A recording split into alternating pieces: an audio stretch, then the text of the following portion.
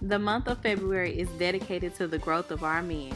As we continue to be intentional about our growth for 2020, we will have messages and guest speakers targeted on the growth of our men. Join us each and every Sunday as we continue to be intentional about our growth.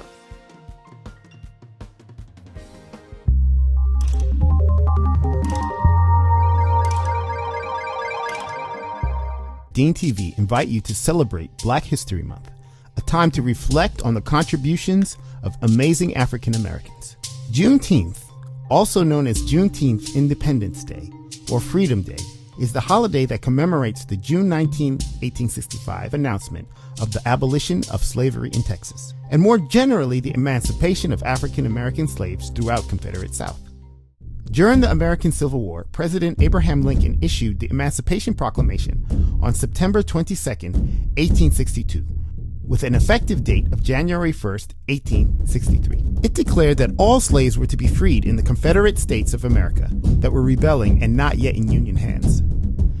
Many slave owners migrated into Texas from eastern states to escape fighting, increasing by the thousands the number of slaves in the state at the end of the Civil War. By 1865, there was an estimated 250,000 slaves in Texas.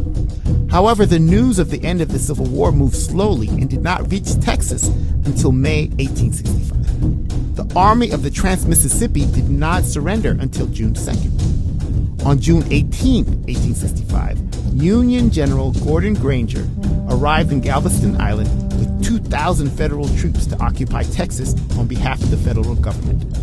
On June 19th, Granger read out the contents of the General Order No. 3 announcing the total emancipation of slaves.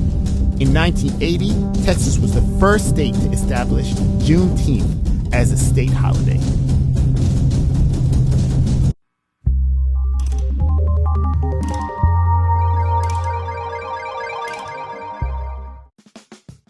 Say it loud. I'm black and I'm proud. Welcome to Watch Mojo's Top 5 Facts, the series where we discuss interesting bits of information that may have been glossed over in history class. In this installment, we'll be counting down the top 5 facts about Black history that celebrate 3 simple words. Black is beautiful. Number 5.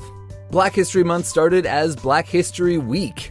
Hold up! It's that time of the year again. It's our month to shine. Everybody lend your ear again. 28 or 29 days isn't nearly enough time to discuss the accomplishments of the Black community, so we can't imagine only having 7.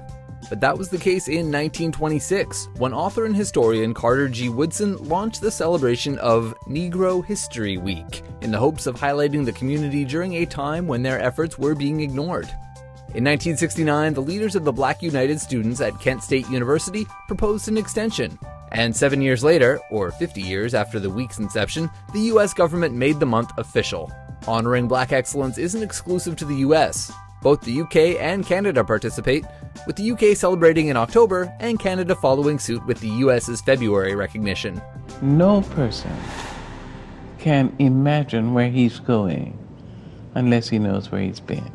Number 4. Black colleges offered opportunities to other discriminated communities.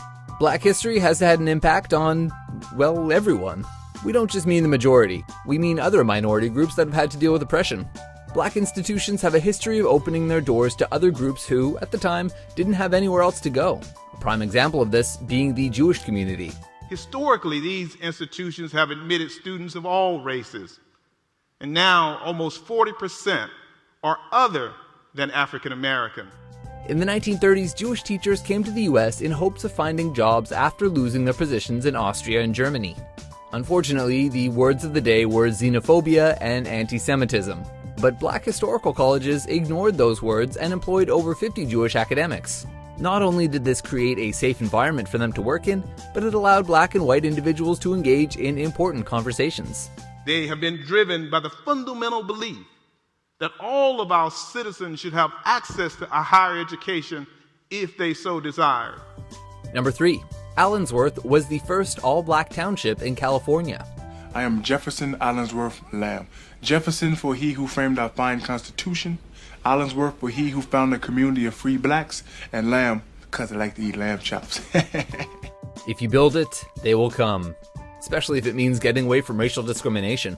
That was the goal for Allen Allensworth. a man who was born into slavery and who'd later become the first African American to become a lieutenant colonel.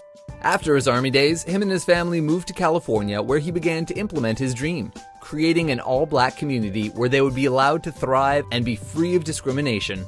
The town had many great successes, including having California's first African American school district. Even after Colonel Allensworth died in 1914, and when people started leaving to pursue jobs during World War II, the town continued on and is still around today. Its downtown area now stands as the Colonel Allensworth State Historic Park, and there are still residents who live outside of it. Number 2. Claudette Colvin did Rosa Parks before Rosa Parks. Despite their impressive history, black women don't always get the recognition they deserve. Of course, there are women we talk about every February, such as Claudette Colvin and her refusal to give up her seat on the bus. But what's that? You believe we're referring to Rosa Parks? Yes, it's true that Miss Parks was the catalyst to the Montgomery bus boycott, but 9 months before this historical moment, 15-year-old Claudette was the first to ever be arrested for not giving up her seat, as she insisted that it was her constitutional right. And I felt like this is my time to take a stand for justice. She may not have gotten the recognition at the time, but her impact is undeniable. I just wanted people to come together and unify and fight this segregation. Number 1. There have been many notable achievements in black geekery. For some reason, people are surprised when black nerds, or blurds if you prefer, enter the scene. In reality, they've been here the entire time. In fact, we wouldn't have some of the geekery we hold dear without them. Meet Gerald A. Jerry Lawson, the man responsible for home video game consoles with his Fairchild Channel F, the first system to use interchangeable cartridges. If you're a movie buff, check out Mark Hanna, who developed the 3D graphics technology used in a lot of movies, including a little-known flick about dinosaurs in some park. You even have black geeks to thank for the Super Soaker, invented by Lonnie Johnson. Because really, what's nerdier than running around with epic water guns? This epic black cosplay movement. That's what.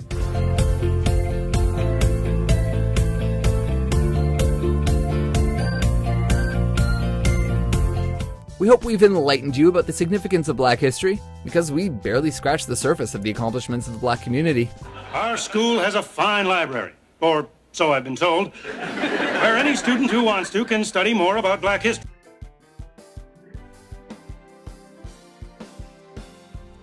Get ready for Iron Sharpens Iron 2020 in O'Fallon, Missouri, February 22nd. Man, they got some great keynote speakers this year, including Joe Martin and Brendan Laritz. For more information, please see Deacon Leroy Shumpert. Attention all married couples. Your presence and participation is needed for this free marriage retreat lock-in.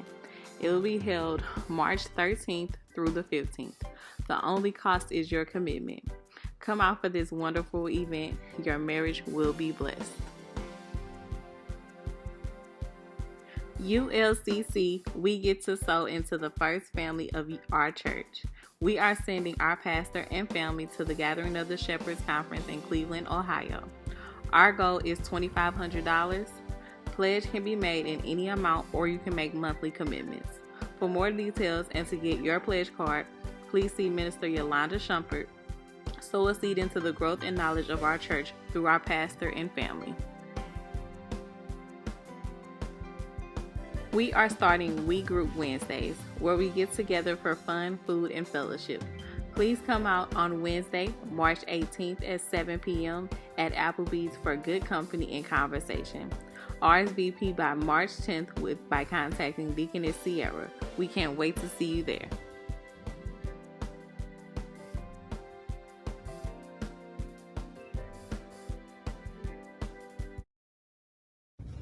All right, teens, how y'all doing? So it's 2020, so we want to get our calendar plan for the year. What do y'all want to do this year? Go to KAA. We want to do laser tag. Maybe go to some movie, bro. All right. Sky Zone. Go-karts. Go-karts. We go to the gym, too. Play some basketball at the gym. I like that. But y'all know a lot of things y'all want to do cost money, right? We all get broke.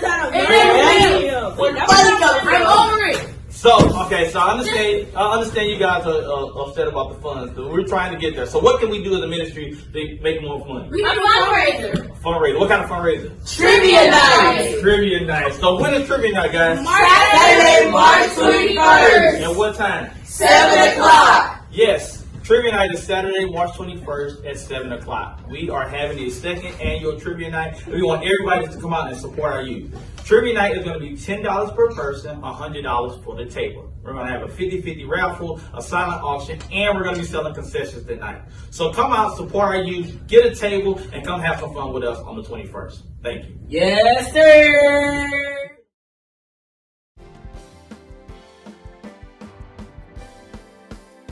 Happy birthday to Tim Williams on February 14th and April Lee on February 15th. Thank you for listening. Please govern yourselves accordingly.